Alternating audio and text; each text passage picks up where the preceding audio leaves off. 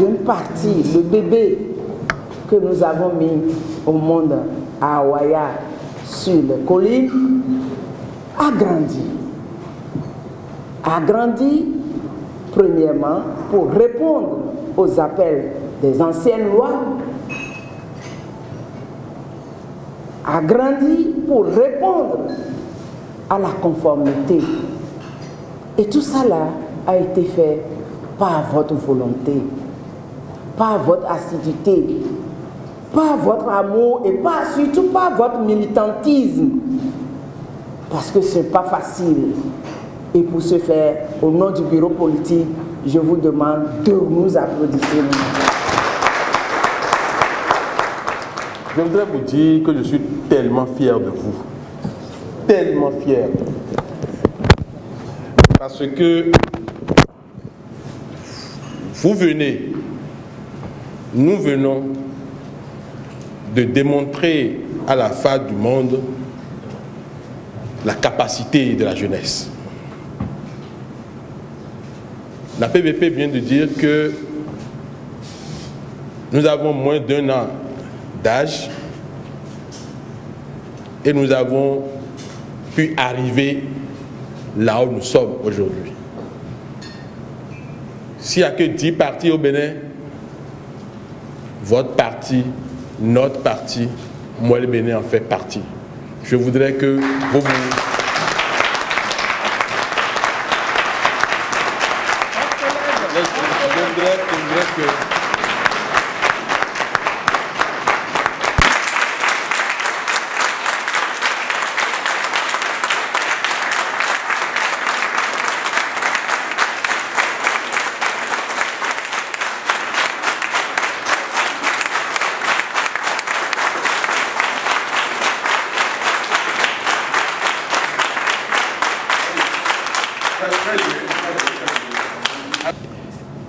Chères militantes, chers militants, mes très chers compatriotes, avec foi, courage, abnégation, détermination et persévérance, je me suis lancé ensemble avec vous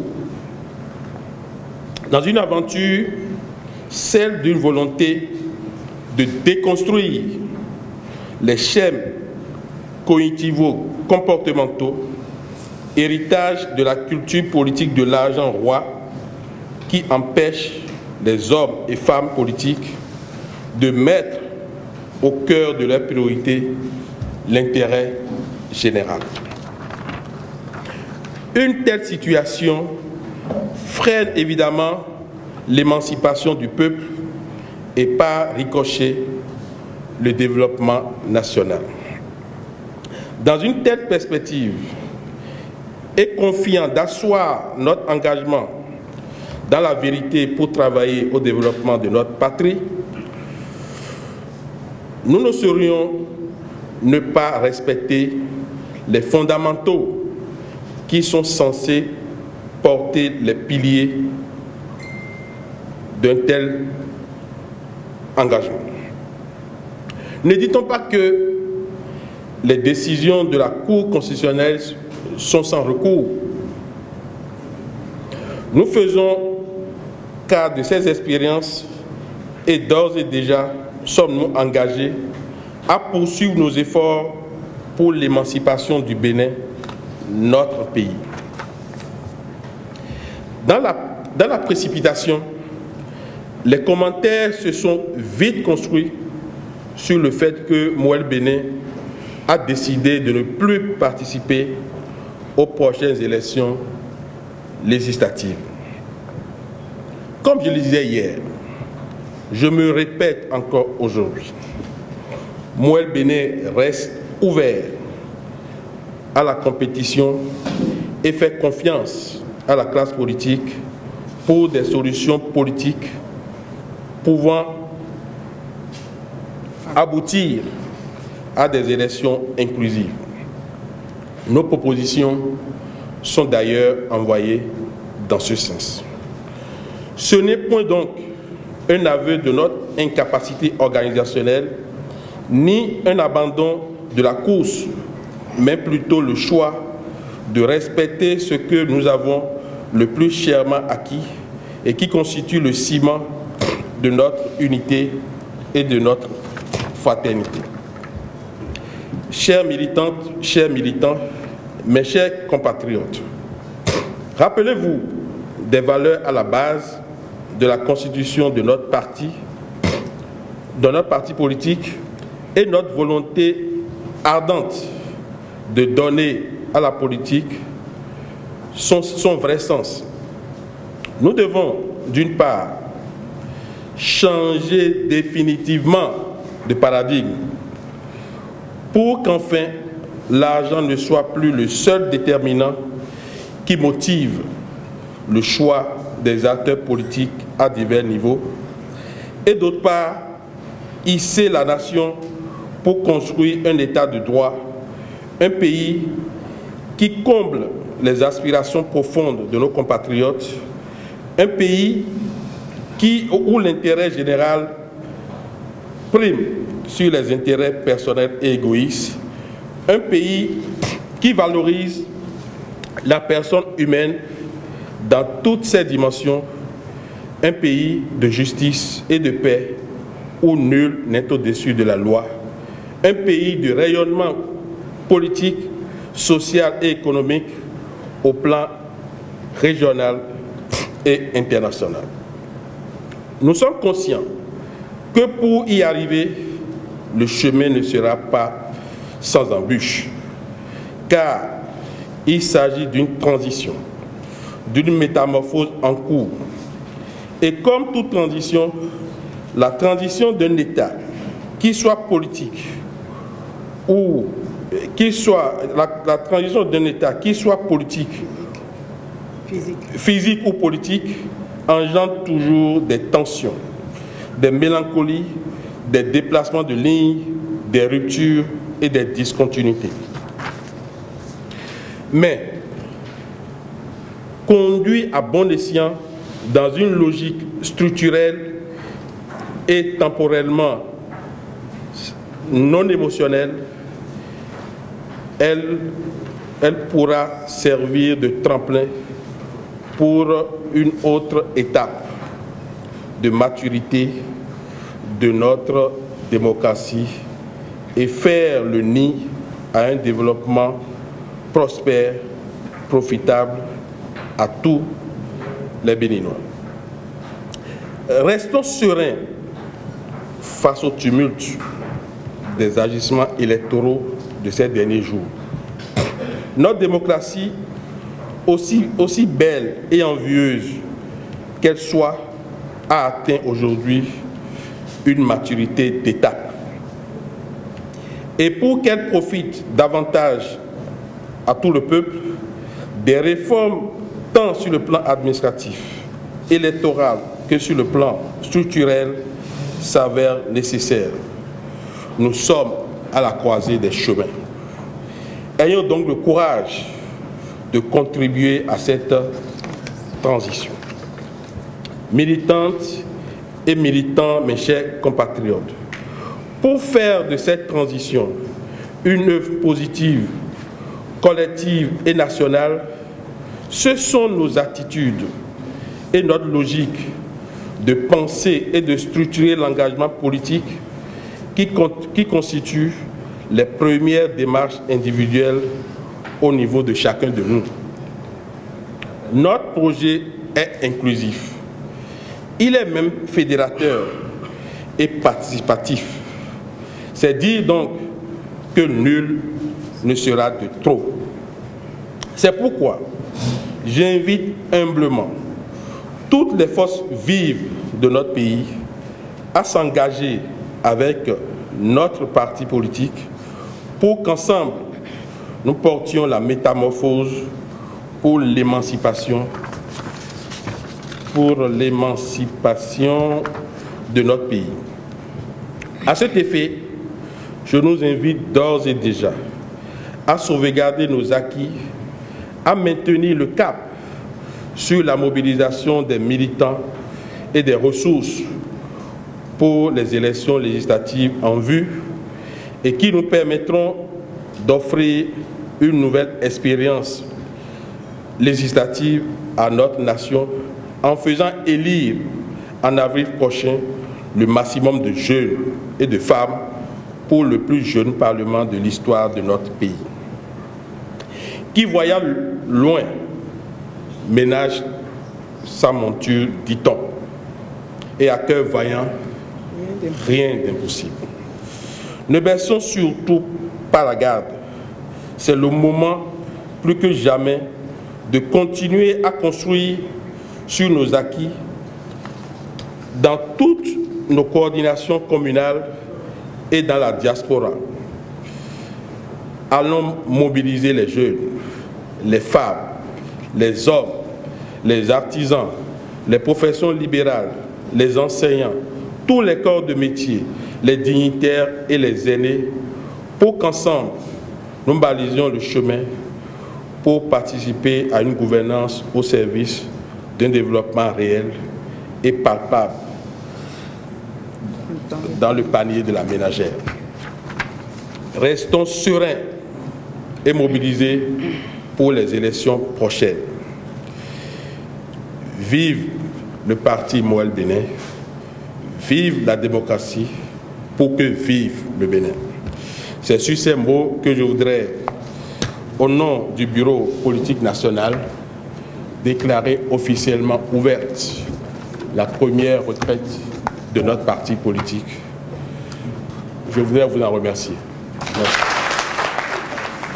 Il me semble opportun que nous travaillons sur les codes de bonne conduite.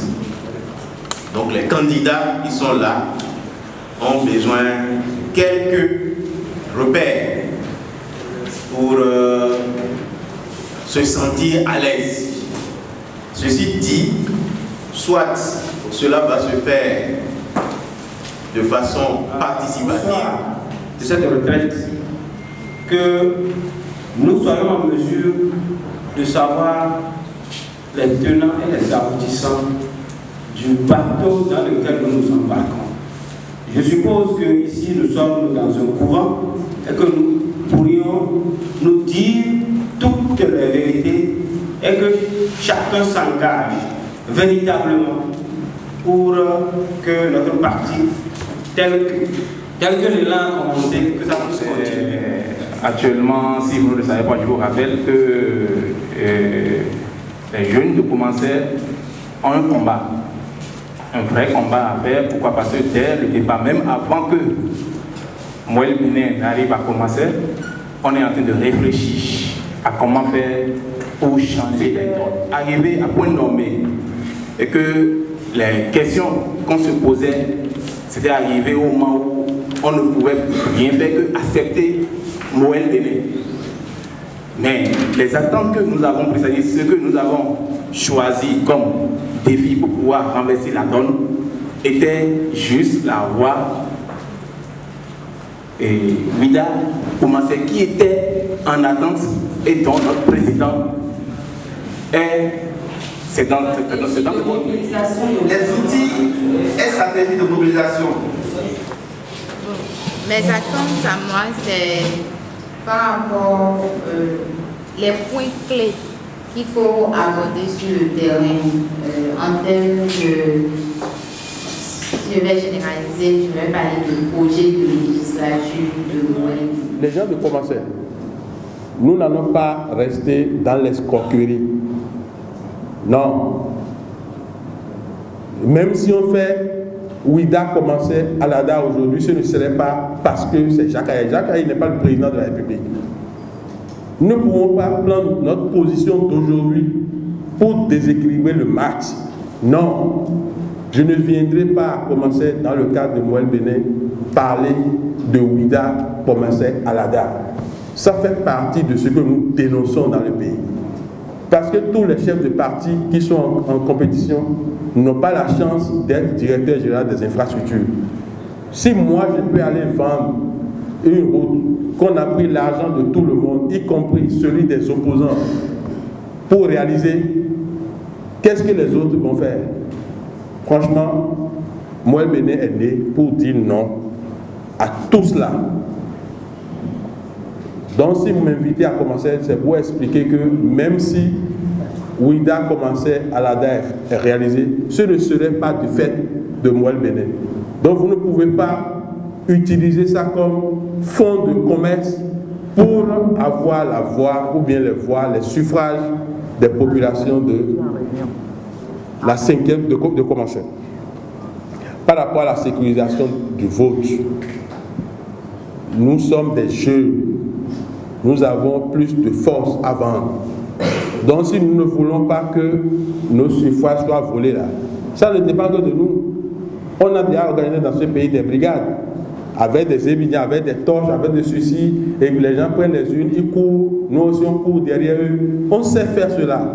Donc, je pense que ça, mais ça va s'organiser. Se sont engagés, à commencer par le président, eh bien, ils étaient au front depuis bien d'années, à travers différentes organisations. Je peux dire pour le président, à partir à l'université déjà, il était au front, il était responsable d'étudiants, président du bureau d'union d'entité du CPU déjà, il y a plus de 25 ans, près de 30 ans aujourd'hui, si je puis dire.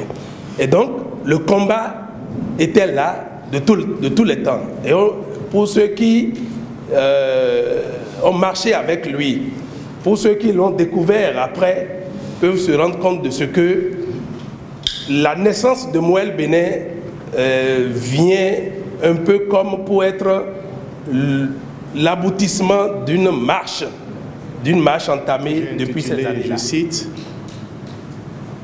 élection législative de 2019, problématique de la mobilisation sociopolitique, défis et enjeux.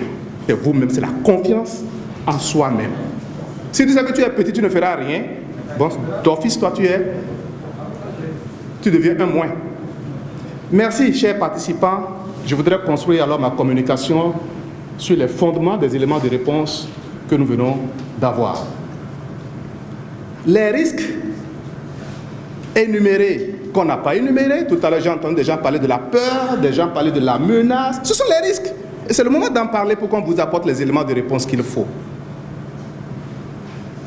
Alors, nous allons bâtir notre succès sur ces risques-là.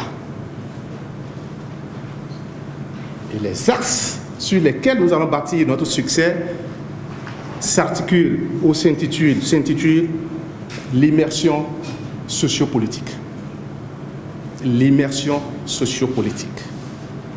La mobilisation sociopolitique. L'organisation scellée. Le renforcement des capacités des candidats titulaires. Voilà les 4 axes stratégiques que nous allons utiliser pour minimiser les risques. Permettez? Ah, ok. J'ai parlé dans un premier temps de l'immersion sociopolitique. L'immersion sociopolitique. Dans un second temps, j'ai parlé de la mobilisation sociopolitique.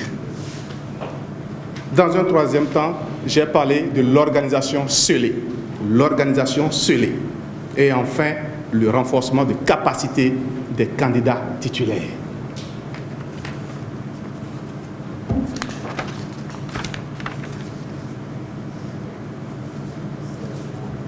Chers participants, chers candidats, chacun en ce qui nous concerne, retenons aujourd'hui que chacun de nous, avant d'être candidat, est d'abord membre fondateur ou membre adhérent de MOE. Ça veut dire que chacun de nous a un background politique. Ce n'est pas aujourd'hui que nous allons acheter le chien et lui demander d'identifier le lièvre ou le lapin. On va revenir bredouille. Nous n'allons pas affaiblir définitivement le président et toute son équipe parce que nous ne savons pas où nous allons. Je suis candidat dans la 4e circonscription électorale. Quelle est l'immersion sociale que je dois faire? Est-ce que j'ai une capacité à intervenir dans toutes les communes de ma circonscription électorale de façon honnête? Niveau arrondissement et tous les villages qui font l'arrondissement. Est-ce que la date d'aujourd'hui, nous sommes à 6 semaines pratiquement de l'échéance, Est-ce qu'aujourd'hui, j'ai cette capacité-là? Et avec quels moyens? Avec quelle équipe? C'est dire alors, chers camarades, que votre immersion sociale doit d'abord commencer par la sélection de votre zone géopolitique. Je suis de la 5e à la DA, commencé et autres, mais je préfère rester dans la 4e pour vous dire ça me fait 5 communes, Kéru, Ouassapéonko, Kwandé, Natitengu et Tumutuna. À la date d'aujourd'hui, les 5 communes comptent environ 24 arrondissements. Mais je suis convaincu que je ne peux pas intervenir dans les 24 arrondissements. J'ai partagé cela avec le président. Il y a des zones rouges. Le président peut vous faire descendre un Boeing, vous allez atterrir de force sur le terrain, vous n'allez pas trouver 2 fourmis. 2 voies, vous n'aurez pas. À quoi ça va servir? Donc le candidat que vous êtes, vous devez avoir votre zone géopolitique. Vous connaissez la zone dans laquelle vous devez intervenir. C'est l'immersion sociale qui doit vous amener à cela. Et lorsque vous connaissez la zone, vous faites maintenant le profil historique de cette zone. Les gens de cette zone-là, comment ils se comportent pendant les élections? Ils ont un penchant pour qui? Qu'est-ce qui motive leur penchant? Qu'est-ce que je fais? C'est un travail de fourmi que vous devez mener. Ce n'est plus une campagne avec les amis que vous invitez qui ont des batteries, ils sont à toutes les cérémonies de décès, de mariage. Les fanfares. Nous, on n'a pas de ça là-bas. Ce n'est pas de ça qu'il s'agit. Et je voudrais encourager toute l'équipe du président à ne pas aller dans cette direction. Ce n'est pas une affaire de fanfare. Parce que si vous faites du fanfare, ça veut dire que vous êtes des prestataires politiques. Vous avez vos honoraires et à la fin vous disparaissez et le résultat est au rouge. Nous ne voudrons pas prendre ce risque. La détermination de la zone géopolitique, l'étude du profil historique de la zone géopolitique. Et en 3e position, répertorier toutes les personnes, ressources de cette zone.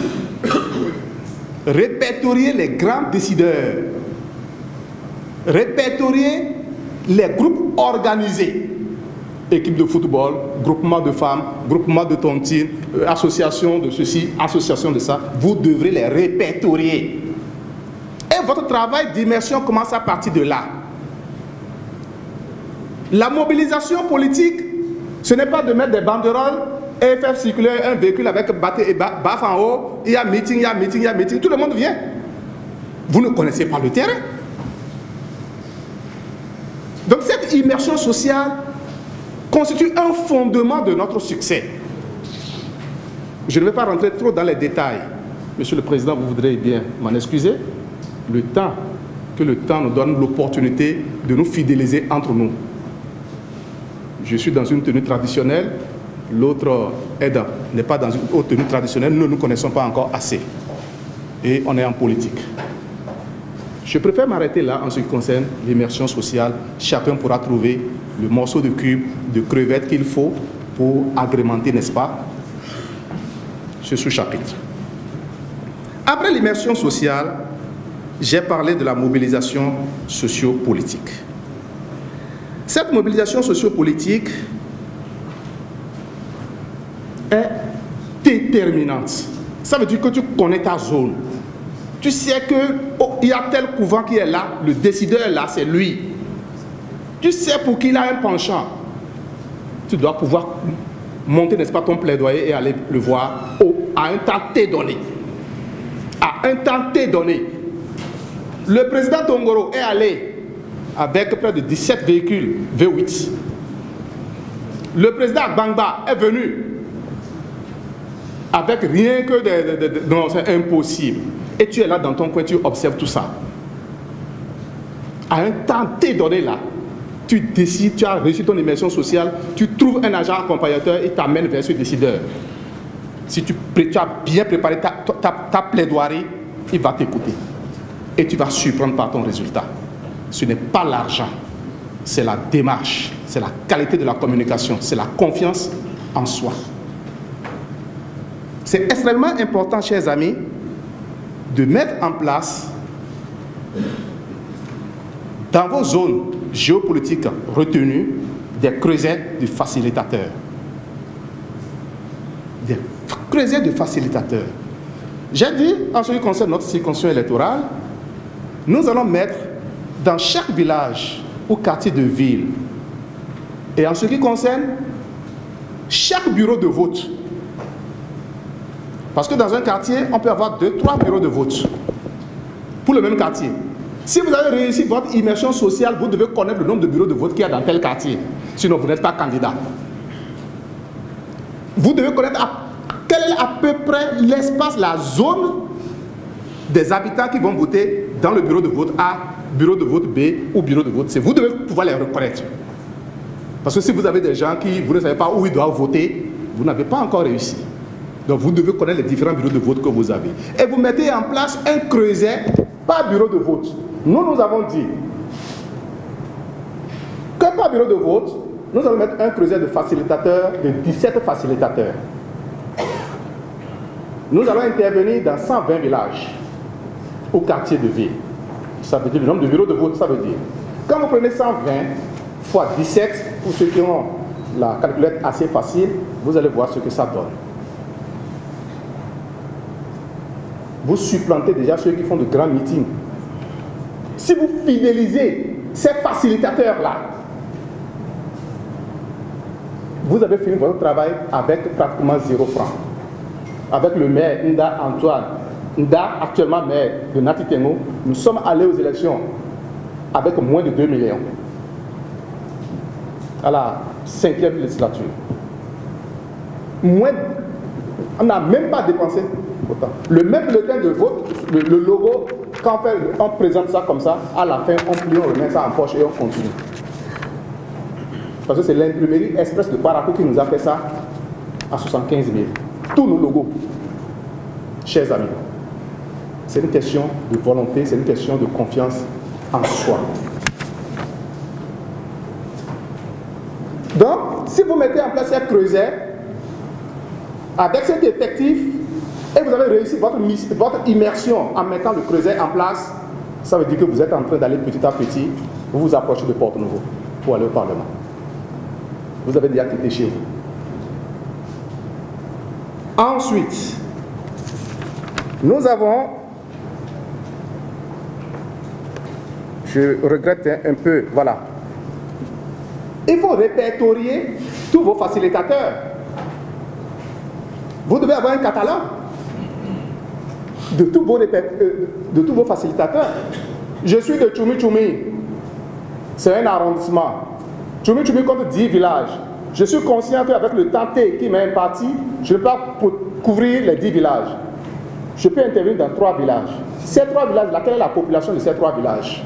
Quand les gens vont voter là, quel est à peu près le nombre de personnes qui votent? Vous devez le connaître. Et répertorier maintenant vos facilitateurs, avec lesquels vous avez eu à faire un travail de fourmi, avec lesquels il y a un climat de confiance très soudé. Il ne va pas jouer au doublon avec vous. C'est-à-dire les facilitateurs avec vous au Moël, là-bas, c'est lui qui est le représentant du candidat le jour des élections. Mais il a fait campagne avec vous. Nous sommes d'accord. Mais le jour du scrutin, il est représentant d'une autre liste, dans un autre bureau. Il a pu quitter Tchoumi Tchoumi, il s'est retrouvé à Branco pour être là-bas. C'est de ça qu'il s'agit. Donc il faut les répertorier, les connaître, contact facile et vos échanges sont vraiment fructueux. En troisième position, il faut mettre en place une plateforme opérationnelle des grands électeurs. Niveau arrondissement. Chez nous, dans le Nord, c'est ce qui fait un peu la différence avec vous. Les tatas sont dispersés. Et quand on prend, si je suis chef tata, par exemple, vous venez chez moi, j'ai à peu près 17 personnes chez moi. Contrairement à chez vous à Cotonou, c'est papa, maman, les 3, 4 enfants, ça s'arrête là. C'est plus complexe. Mais chez nous, quand vous venez chez moi, ce n'est pas clôturé. Nous sommes au moins 17 dans la maison. C'est là que nous nous appelons les grands électeurs. Parce que je suis là, j'ai 3 femmes. Et moi-même, ça fait 4. Si les grands enfants de chaque femme a 3 grands enfants, ça fait 9. Vous voyez combien ça fait? L'aîné là, il a 2 femmes. Et ils sont tous là, même cours. C'est vers ceux-là qu'il faut aller. C'est vers ceux-là qu'il faut aller. Il ne faut pas aller vers le célibataire.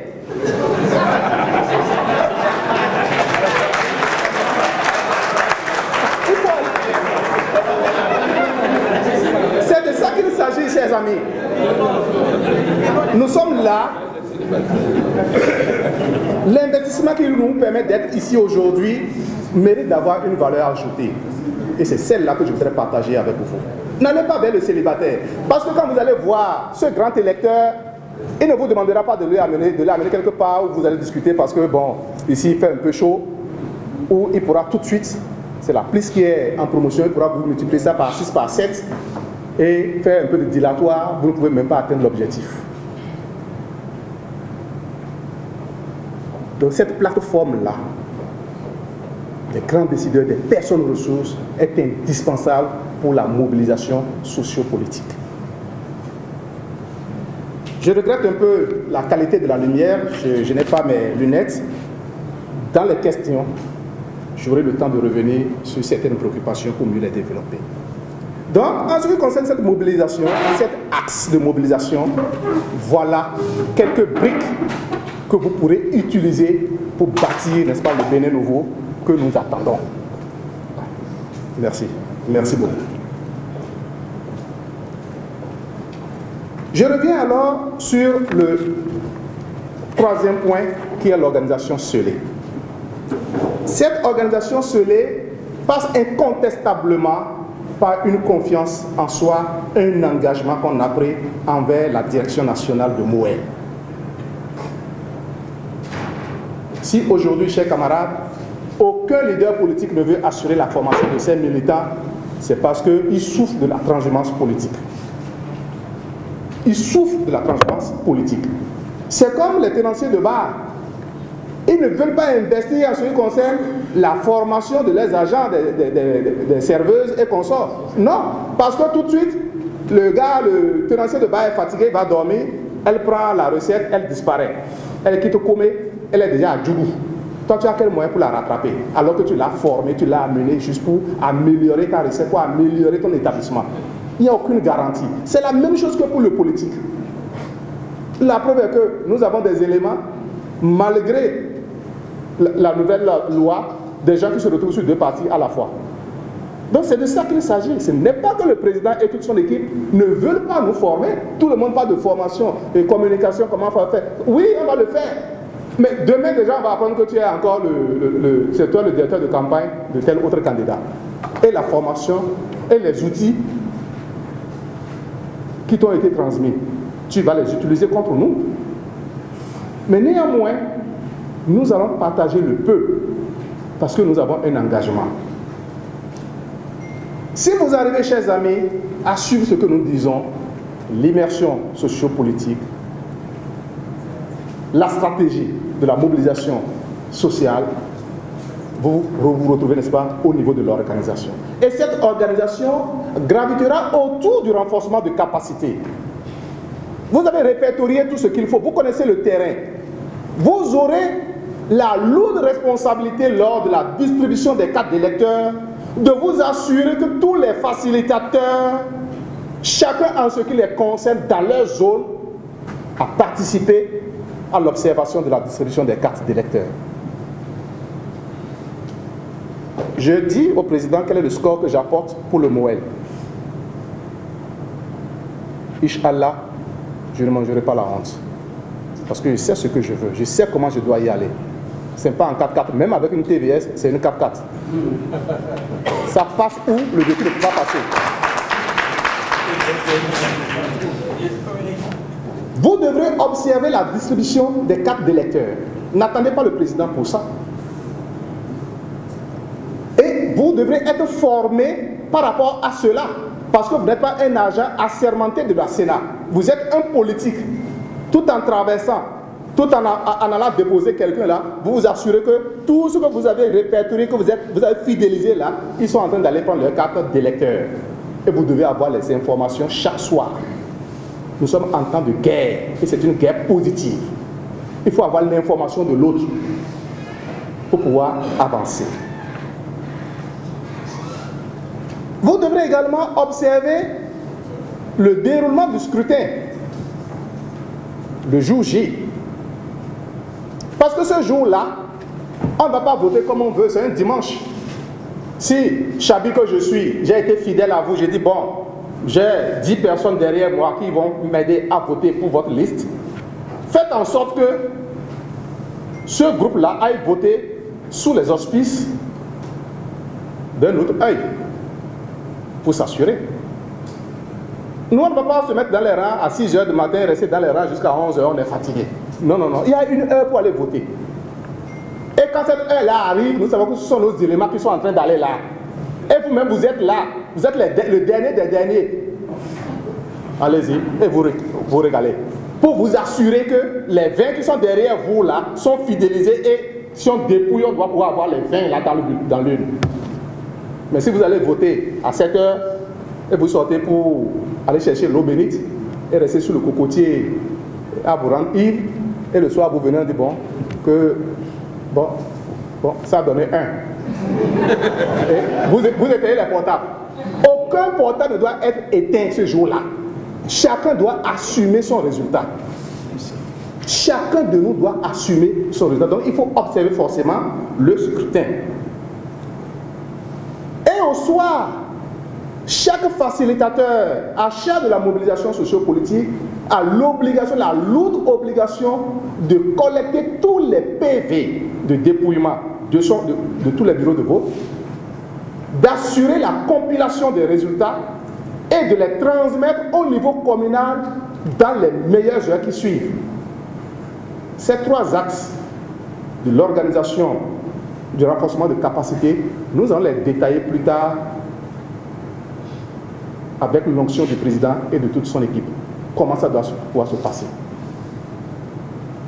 Sur cette base, je voudrais clôturer mon intervention pour vous dire que je n'ai donné que quelques ingrédients pour faire la sauce. Je ne fais pas la sauce à votre place, parce que je ne connais pas votre culture, je ne connais pas vos habitudes.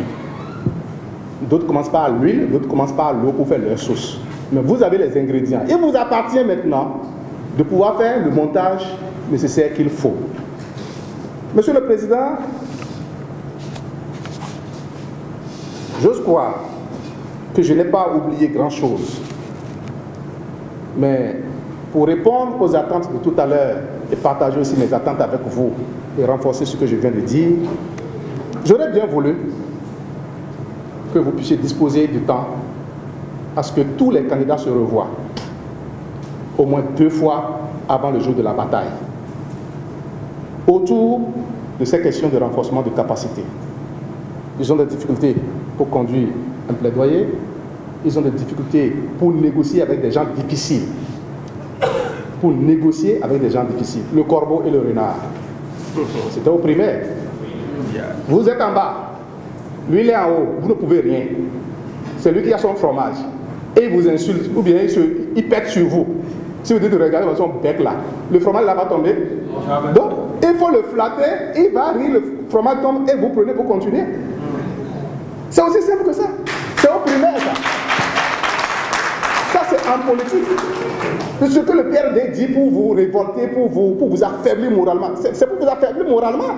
Ne vous laissez pas faire. Vous verrez que juste après les élections, ils seront encore les premiers avec lesquels vous allez partager l'eau bénite dans les petits verrons. Bon, c'est de ce rabis, nous appelons l'eau bénite. Vous allez partager ça. Il va dire non, oublie tout ça là. Non, vraiment. Donc c'est pour vous dire, il faut savoir flatter l'autre. Monsieur le Président, j'aurais bien voulu que les 24 candidats titulaires que vous avez, les 24 circonscriptions électorales, tous les candidats titulaires, tête de liste, disposent d'une lettre de mission.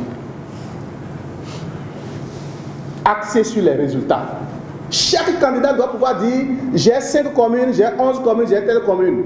Dans telle commune, voilà le score que j'attends. Ce n'est pas un jeu de, bon, on va aller voir si bon. Non, non, non, non. J'ai entendu dans la salle un expert en gestion des résultats. La gestion axée sur les résultats. Je crois qu'il a dû faire un tour au Sénégal comme nous-mêmes. C'est bien ça. Je sais de quoi je parle. Nous sommes des structures de la société civile. Je n'ai jamais travaillé pour l'État. Aujourd'hui, on parle de financement axé sur le résultat. Ce que le président fait, chaque candidat, c'est 3 millions. Combien avons-nous apporté? Combien avons-nous apporté? Posons-nous la question. Donc, je dis, dans chaque circonscription électorale, le candidat titulaire et son équipe doivent pouvoir déterminer. Ah, toi tu es suppléant, qu'est-ce que tu m'apportes? Deuxième, qu'est-ce que tu m'apportes? Où est-ce que tu es fort? Titulaire, là, ainsi de suite, ainsi de suite. Et ça, c'est un travail qui se fait, chers amis. Donc, Monsieur le Président, incontestablement, nous allons nous retrouver ici ou ailleurs et chaque candidat titulaire va recevoir une lettre de mission. Cela sous-entend que chaque candidat doit faire parvenir au secrétariat du président ses pronostics. Oui, dans la 4e circonscription électorale, je peux apporter 10 000 voix. Dans la 2e circonscription électorale, donc, je peux apporter 20 000 voix. Donc il y a des pronostics. Et la lettre de mission sera formulée sur vos pronostics. Et on va évaluer à la fin. C'est ça qui va déterminer le sérieux. C'est ça qui fera que si... Non, pas si.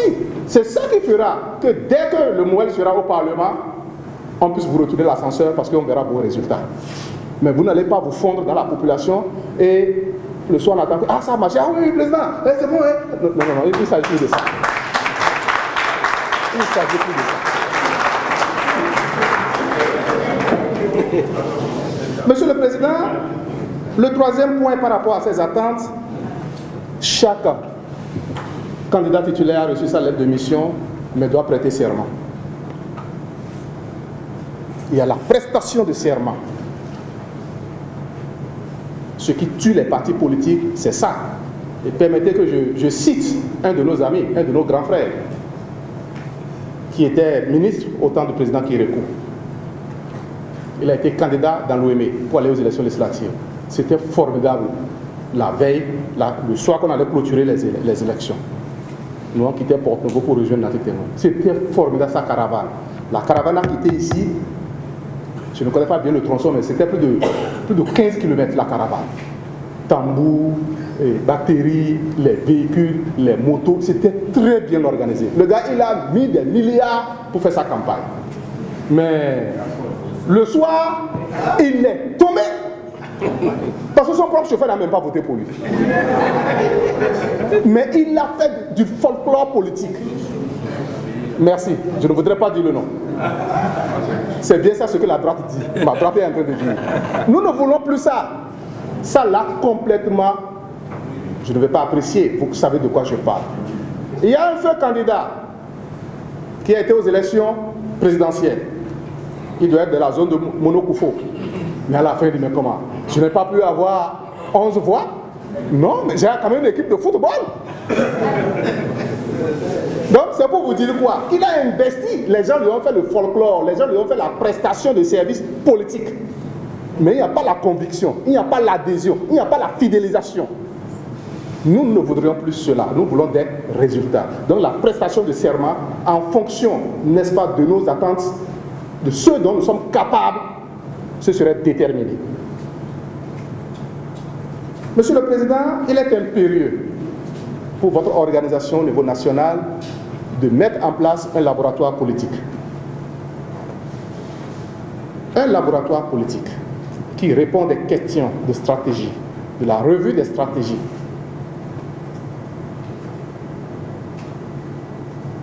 Parce qu'en temps de guerre, vous allez voir le président de la République prendre même les anciens généraux, on les sollicite. Les officiers, on les sollicite. Les gens de tout rang, on les sollicite, on les enferme dans une maison. Warehouse, la maison de la guerre. Et c'est eux qui conçoivent les stratégies. C'est eux qui donnent les instructions sur le terrain. Vous avez besoin d'un laboratoire politique pour nous permettre vraiment d'avancer.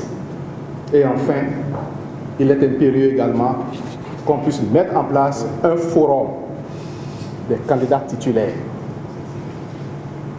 Et dans la lettre de mission, précisons que les informations que nous avons au niveau de ce forum sont sous le sceau du secret du parti. Vous ne pouvez pas partager ça avec une autre personne. S'il y a des préoccupations qui viennent, le laboratoire politique se saisit de la question et répond dans le forum. Donc ça veut dire que c'est une arme qu'on vous donne. Si vous prenez cette arme-là pour aller remettre à l'adversaire, vous comprenez un peu ce que ça veut dire. Donc, un forum des candidats titulaires que vous allez manager avec l'appui du secrétaire général, avec l'appui du conseiller politique. Ce n'est que des suggestions que je voudrais soumettre à votre aimable attention. Mesdames et messieurs, Modeste Sabi Lawson, n'avait pas grand-chose à partager avec vous. Je ne sais pas si c'est une valeur ajoutée, mais la thématique problématique de la mobilisation sociopolitique, enjeux et défis dans le cadre des élections législatives, c'est de contenir et je vous remercie pour votre attention.